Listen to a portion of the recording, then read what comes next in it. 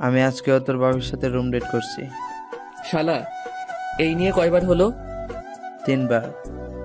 এই শোনো, চ্যানেলটি সাবস্ক্রাইব করে ঘন্টাটি বাজিয়ে দিও কেমন। রাস্তার কাছে বসে একা একা মোবাইল চাপতেছি, এমন সময় দেখতে পেলাম রাকিব আসতেছে, তাই ওরে ডাক দিলাম। কিছুক্ষণ পর ও আসলো। কোথায় গেছিলি আর তুই এত ক্লান্ত কেন? বলবো না। আরে বল না। আমি আজকেও তোর বাবির সাথে রুম ডেট করছি। শালা, এই নিয়ে কয়বার হলো? 3বার।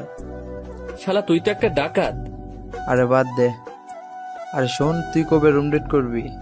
কি আর রুম ডেট করবো বল, ফারজানাকে তো কোনোভাবেই রাজি করতে পারছি না। বুঝিয়ে বল, দেখবি রাজি হয়ে যাবে। ঠিক আছে। চলি রে দোস, আজ অনেক ক্লান্ত। আচ্ছা যা। আমিও বাড়ির উদ্দেশ্যে রওনা দিলাম। বাড়িতে এসেই ভাবছি ফারজানাকে একটা কল দিব, তাই দিলাম একটা কল। হ্যালো, আমার জানটা কি করে? তোমার জানটা শুয়ে আছে। ওই শোনো, বলো। আমি তোমার সাথে রুম ডেট করতে চাই। আবারও এইসব কথা? তোমায় আমি কতবার বলবো যে আমি এইসব করতে পারবো না। কেন পারবো না জানতে পারি? বিয়ের আগে এগুলো করা অনেক পাপ হয়, আর আল্লাহ এই গুনাহ কোনোদিন ক্ষমা করবে না। কে বলছে আমরা বিয়ে করব না? আমি তো বিয়ে করবই। তবুও তার মানে তুমি এসব করবে না? না, তোমারে এত করে বুঝালাম, তুমি তো কিছুই বুঝতে চাও না।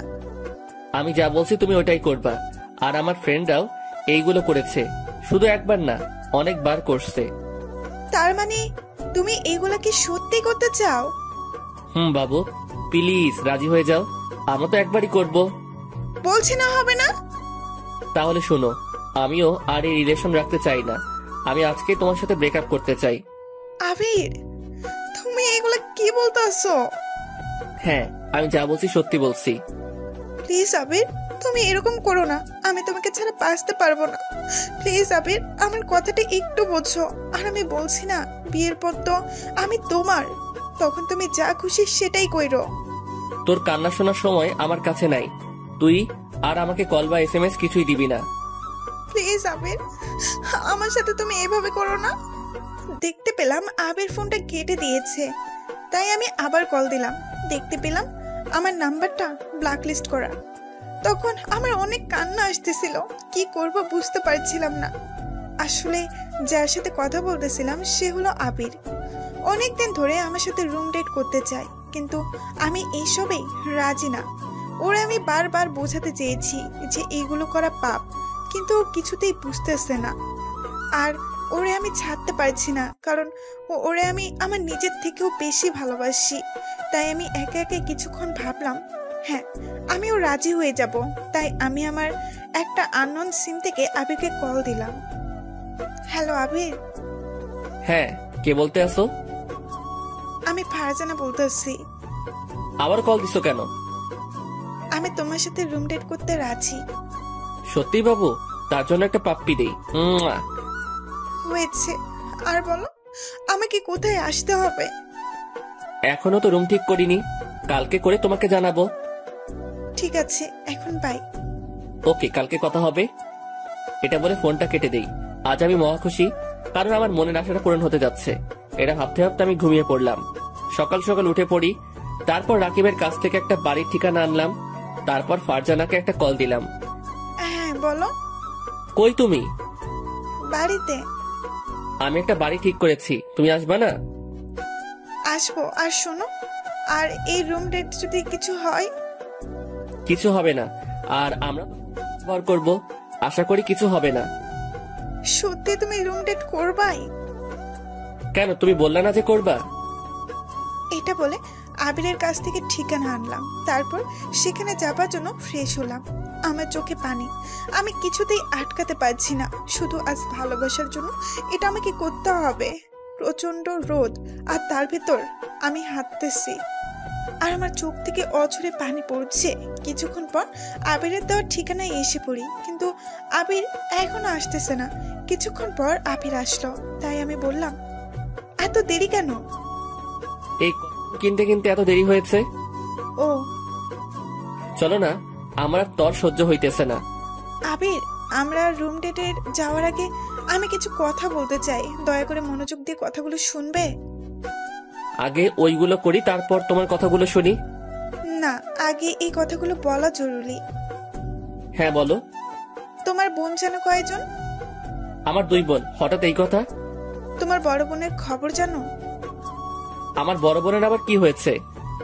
তোমার বড় বোন আমার ভাইয়ের সাথে রুম ডেট করেছে, এটা তুমি জানো? কথা শুনে আমার মনটা খারাপ হয়ে গেল, তাই আমি বললাম, এগুলো তুমি কি বলছো? আমি যা বলছি সত্যি বলছি। আমি কি করব বুঝতে পারছিলাম না। মাথায় তখন অনেক রাগ উঠে যায়, তাই আমি ওর রাগের মাথায় অনেক কিছু বলে ফেললাম। তোর ভাই আমার বোনের সাথে এরকম করছে কেন? শালার পর শালারে পাইলে আমি খুন করব। বলতো ফারজানা, কেন আমার বোনের সাথে তোমার ভাই এরকম করলো? বাবা আবির, নিজের বোনের জন্য তোমার এতটা কষ্ট হয়, আর যখন আমার ভাই জানবে যে আমি তোমার সাথে রুম ডেট করছি, তখন তাদের অবস্থাটা কি হবে তুমি বুঝতে পারছো? তুমি যেরকম তোমার বোনকে ভালোবাসো, সেরকম আমার ভাইও আমাকে ভালোবাসে। আর তোমার বোনের নামে আমি যে কথাটা বলছি সেটা মিথ্যা। তোমাকে বোঝানোর জন্য আমি এই কথাটা বলেছি। কথাগুলো শুনে আমি তার মুখের দিকে তাকিয়ে রয়েছি। কি বলবো আমি কিছুই বুঝতে পারছি না। আর এইগুলো বিয়ের আগে করলে অনেক পাপ হয়। তবুও তুমি যখন রুম ডেট করতে চেয়েছো, তাই আমি রাজি। চলো রুম ডেট করবো। এটা বলে আমি আবিরের হাতটা দিলাম। দেখি আবির উঠতেছে না, তাই আমি বললাম, কি হলো, ওঠো না কেন? আমি গিয়ে ফারজানাকে জড়িয়ে ধরলাম আর বললাম, তুমি আমার চোখ খুলে দিয়েছো। আমি তোমার সাথে অনেক বড় একটা অন্যায় করেছি। দয়া করে আমাকে মাফ করে দাও। আমি আমার নিজের ভুল বুঝতে পেরেছি। দূর পাগল, এত মাপ চাওয়ার কি আছে? তুমি তোমার ভুলটা বুঝতে পেরেছো, এটার চেয়ে বড় আর কিছু হতে পারে?